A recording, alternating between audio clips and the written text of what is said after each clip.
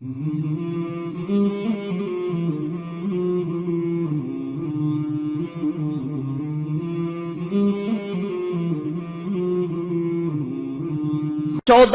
साल से होने वाले मिजाज को बदल रहे हैं।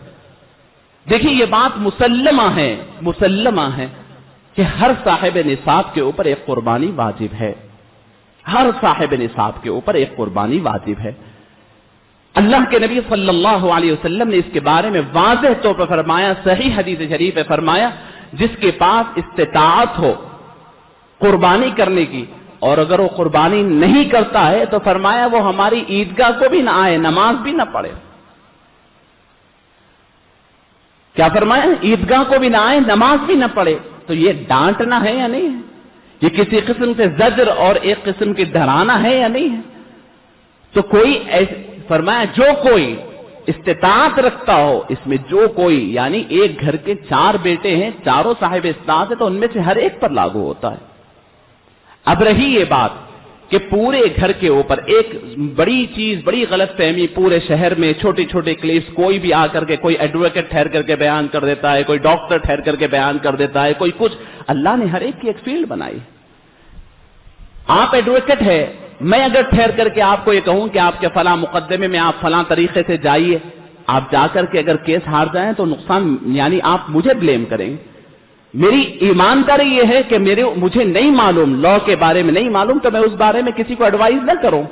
मुझे तिब के बारे में, मेडिसिन के बारे में नहीं मालूम, तो मैं उस बारे में किसी को एडवाइस न दूं। ईमानदारी ये है कि जो मालूम है वह जाऊं।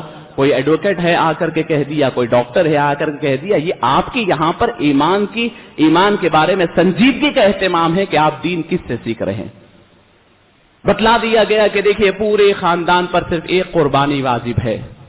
ठीक है, अगर आप एक कर ले, खुदा के पास जाने के बाद आपको पता चले कि नहीं, एक नहीं, आपके घर में 8 लोगों पर वाजिब थी। अब आप बाकी 7 लोगों की कुर्बानी कहां से देंगे? वहां जाने के बाद कोई रास्ता नहीं। यहां मौका है, आप कर ले, इबादतों से लोगों को न रोके। तो फरमाया ये एक बात वाज़ेह कर दूं कि हां, पूरे घर वालों की तरफ से एक कुर्बानी मुमकिन है उस वक्त जब पूरे घर वालों पर किसी पर भी कुर्बानी वाजिब न हो।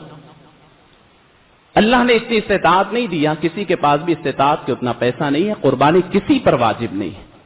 लेकिन कुर्बानी का सवाब हासिल करना चाहते हैं, नफल कुर्बानी है, फर्ज और वाजिब नहीं, वाजिब कुर्बानी नहीं, नफल कुर्बानी है, तो वो आप एक कुर्बानी पूरे घर की तरफ से नहीं, पूरी उम्मत की तरफ से आप दे सकते हैं। एक कुर्बानी अगर नफल हो, अगर वाजिब हो तो एक कुर्बानी एक ही की तरफ से, अगर दुम्बा या बकरा ले रहे हैं तो एक, और अगर पूरी बड़ा जानवर अगर आप ले रहे हैं, ऊंट, बैल वगैरह, तो आप उसके अंदर एक के अंदर 7 हिस्से आपको बनाना होगा।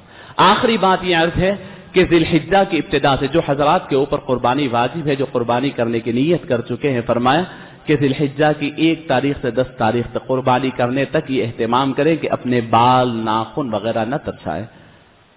उससे पहले यानी अभी 1-2 रोज बाकी है, आप अपनी इस्लाह बना ले, अपने नाखून निकलवा लें, अपने बाल साफ करवा लें, अपने आप को, इस क्यों कि यहां से एहतराम के दिन है। अब अगर आप नहीं काटे हैं तो फिर आपको कुर्बानी देने के बाद ही काटना यानी चाहिए।